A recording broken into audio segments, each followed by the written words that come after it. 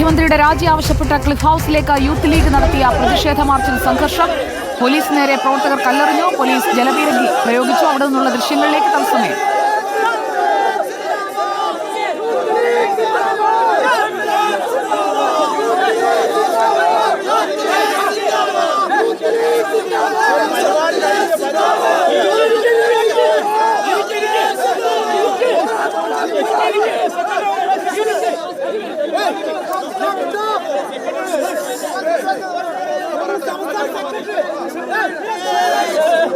Arun Solomon ചേരുന്നു നമുക്കൊപ്പം. Arun Solomon, youth ലീഗിന്റെ മാർച്ചിൽ ഇപ്പോൾ സംഘർഷമൊക്കെ ഒന്ന് ശമിച്ചോ? എന്താണ് അവിടുത്തെ സാഹചര്യം?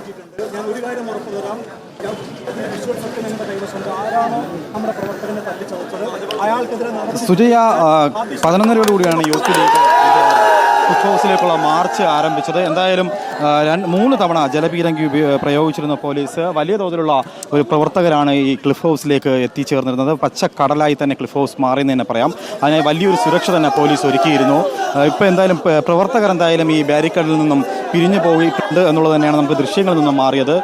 വരുന്ന ദിവസങ്ങളിൽ ഈ ADGP വിഷയത്തിൽ മുഖ്യമന്ത്രി കൃത്യമായ നിലപാട് സ്വീകരിച്ച്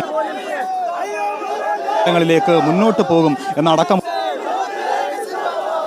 PK ഫിറോസ് പറഞ്ഞിരിക്കുന്നത്. എന്തായാലും വലിയ തോതിലുള്ള ഒരു സംഘർഷം ഉണ്ടാകും എന്നടക്കമുള്ള വിവരങ്ങൾ ലഭിച്ചിരുന്നു. പക്ഷേ അത്തരത്തിലുള്ള ഒരു സംഘർഷത്തിലേക്കൊന്നും മാർച്ച് കടന്നു പോയില്ല. പോലീസിനെ പ്രകോപിപ്പിക്കുന്ന രീതിയിൽ പ്രവർത്തകരുടെ ഭാഗത്തു നിന്നും കല്ലേറ് ഒക്കെ ഉണ്ടായിരുന്നു. പക്ഷേ അത്തരത്തിലുള്ള പോലീസിൻ്റെ ഭാഗത്ത് നിന്ന് തിരികെ അത്തരത്തിലുള്ളൊരു പ്രവർത്തനങ്ങളൊന്നും ഉണ്ടായിരുന്നില്ല.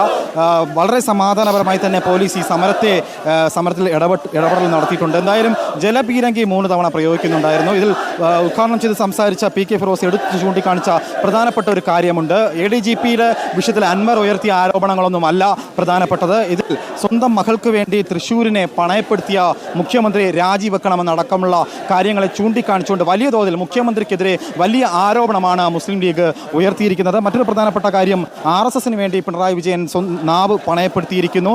RSSനും CPMന്റെയും ായിട്ട് ADGP അജിത് കുമാറിനെ ഉപയോഗിച്ച മുഖ്യമന്ത്രിയാണ് പിണറായി വിജയൻ അടക്കമുള്ള കാര്യങ്ങളാണ് ഇതിൽ ചൂണ്ടിക്കാണിച്ചിരിക്കുന്നത്. എന്തായാലും ഇപ്പോൾ യൂത്ത് ലീഗിന്റെ ശരി, ക്ലിഫ് ഹൗസിലേക്കുള്ള മാർച്ചിന്റെ വിവരങ്ങളാണ് അരുൺ സോളമൻ നൽകിയത്. നമുക്ക് മലപ്പുറം SP ഓഫീസിലേക്ക് ഒന്ന് പോകാം. മലപ്പുറം SP ഓഫീസിലേക്ക് ഫ്രട്ടേണിറ്റി പ്രവർത്തകർ നടത്തിയ മാർച്ചും സംഘർഷത്തിൽ കലാശിച്ചിരിക്കുകയാണ്.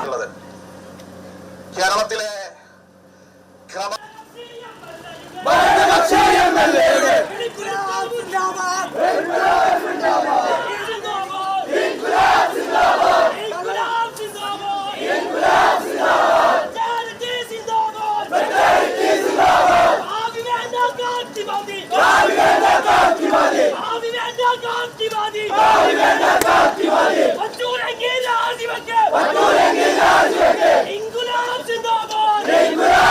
ഫ്രട്ടേണിറ്റിയുടെ മാർച്ചിന്റെ ദൃശ്യങ്ങളാണ് പ്രേക്ഷകർ കണ്ടത്. തിരുവനന്തപുരത്തും മലപ്പുറത്തും പ്രതിഷേധത്തിന് നേരെ ജലപീരങ്കി പ്രയോഗിച്ചു.